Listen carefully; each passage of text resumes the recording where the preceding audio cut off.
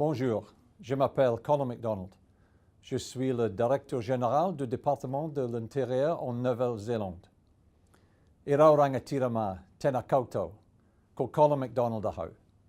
He kai whakahaere mātua o te tare tai whenua e Aotearoa. Hello, my name is Colin MacDonald, and I'm the Chief Executive of New Zealand's Department of Internal Affairs, and I'm also the Chief Information Officer of the New Zealand Government.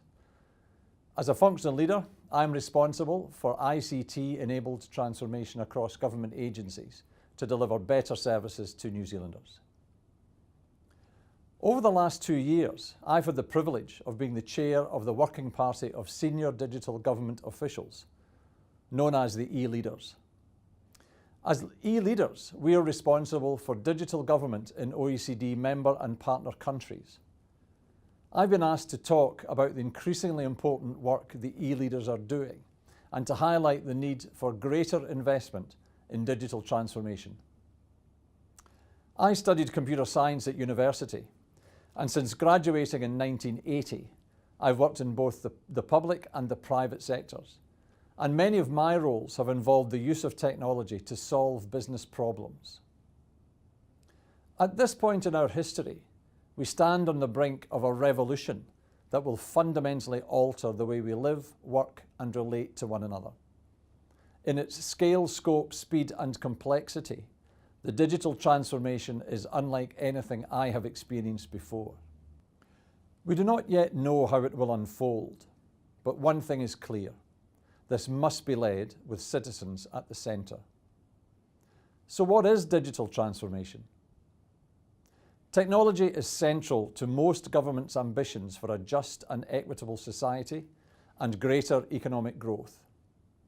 However, digital transformation is not really about technology.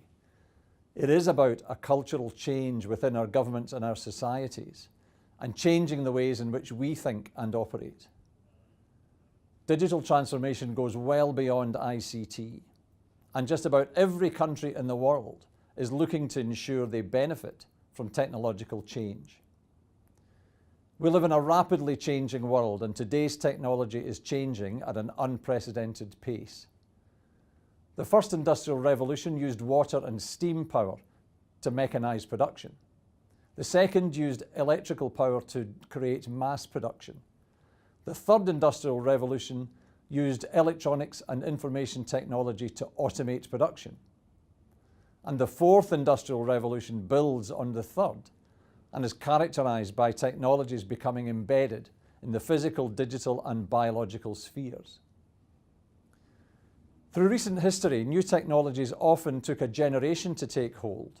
So by way of example, for 1/4 of the US population to adopt new technology, it took 46 years for electricity, 26 years for television, 16 years for computers, and just 8 years until 1/4 of the US population had access to the internet. So the speed of current breakthroughs has no historical precedence. And the changes that we are seeing today, this fourth industrial revolution, are not defined by any particular technology, but rather by the transition of new ways of thinking and behaving. Moreover, it's disrupting almost every industry in every country. The breadth and depth of these changes herald the transformation of entire systems of production, management, and governance, because the possibilities of billions of people connected by mobile devices with unprecedented processing power, storage capacity, and access to knowledge are simply unlimited. So if governments are to stay relevant, we need to be willing to fundamentally rethink how we serve our citizens. And as governments, it is important to show leadership behaviour. Last year, the World Economic Forum released its latest Global Information Technology report, and 3 key messages emerged from this report. Innovation is increasingly driven by digital technologies. A priority of governments should be to encourage businesses to embrace digital technologies. Both the private sector and governments need to step up efforts to invest in innovative digital solutions. So countries and businesses that embrace technological developments, anticipate challenges and deal with them in a strategic way are more likely to prosper. And those that don't are more likely to fall behind. We can learn a lot from countries that are doing well.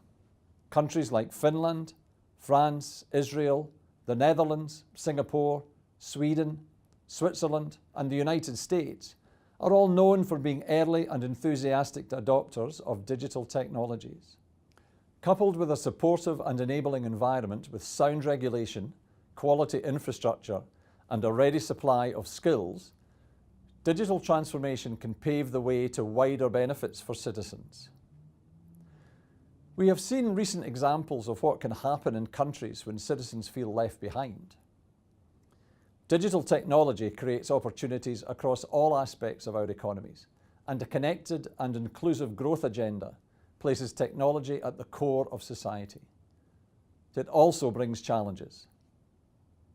With a high percentage of populations worldwide having smartphones and high connectivity, huge changes in services offered in the private sector have resulted. This increases citizens' expectations that government services will at least keep up.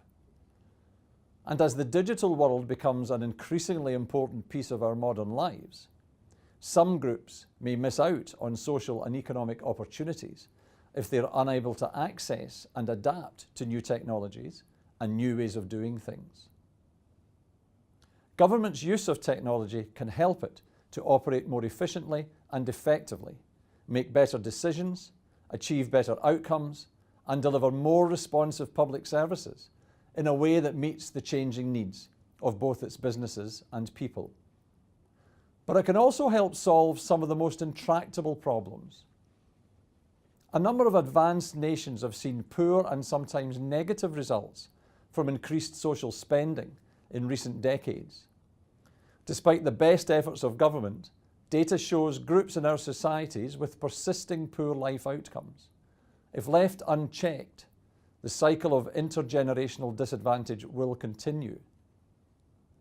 If we can place an individual at the centre of this, can we turn around the intergenerational disadvantage using data-driven social investment? From a purely policy perspective, social investment can be defined as an activity undertaken that justifies the return on investment. But at a human level, social investment is what can turn one life around and give a person hope for a better future. As governments, we are increasingly aware of the importance of data to respond to these challenges. In New Zealand, we are still in the early days of our social investment approach, but our Ministry of Social Development is already seeing a reduction in welfare dependence by targeting activities to at-risk individuals. Our new Ministry of Vulnerable Children, Oranga Tamariki, will put social investment at the heart of its operation. By using the latest data and analytics, it strives to improve the outcomes for each child, while reducing the cost for the whole of New Zealand. Leveraging data as a strategic asset is crucial for governments to develop more sustainable and inclusive policies and services. Key to this is government agencies sharing open data and making it available to everyone so that government-held evidence is able to guide the best solutions available, regardless of whether that service is delivered by a government institution, a private sector business, or a not-for-profit organisation. Just as important as sharing open data is the need to guard citizens' personal information and only share it within agreed boundaries. At the e-Leaders meeting last year, members were encouraged to consider their role as agents of change in policy making and service delivery. Using innovative analytical approaches with government data, we are able to inform investments to achieve better outcomes for our citizens. And if we can take a collective approach by joining up government agencies, their knowledge, people and resources will work together on the complex problems, and there are significant gains to be made. The OECD has set up a framework for all countries to ensure that digital technology delivers maximum benefits, These include open and inclusive government processes that encourage participation, good governance, secure leadership and political commitment to digital technologies across all policy areas, supporting implementation and seizing digital opportunities. This digital revolution calls for new types of leadership, governance and behaviours. As e-leaders, we seek to improve public policy effectiveness, efficiency and responsiveness to people through the quality of citizen-centric services delivered digitally. We want technology to bring people closer to government and to foster democratic engagement and participation in our communities. These changes are about putting the citizen in the centre and having governments work seamlessly to provide the best service they can. This reorientation will challenge the way many of our governments are organised. Individual agencies providing services to customers may not be the norm in the future. But however we are organised, technology will be the key to increasing our effectiveness and our responsiveness. So in closing, e-leaders are ambitious for the future, and there is no doubt that technology is central to these ambitions. But as I said earlier, the digital journey is not about technology. It's about the drive to harness the enabling potential of technology to deliver better public services for our people. This unstoppable shift from simple digitisation to innovation based on technology, data and analytics is forcing businesses and governments to re-examine the way they deliver services to citizens. As e-leaders, we understand that this work is about a cultural shift, about transforming government and services to modern, responsive and customer-focused institutions through the use of technology, data and analytics. Better policies for better lives, delivered by an ever-changing digital revolution. Je vous remercie de votre attention. Nā mihi nui kia koutou katoa. Thank you for your attention.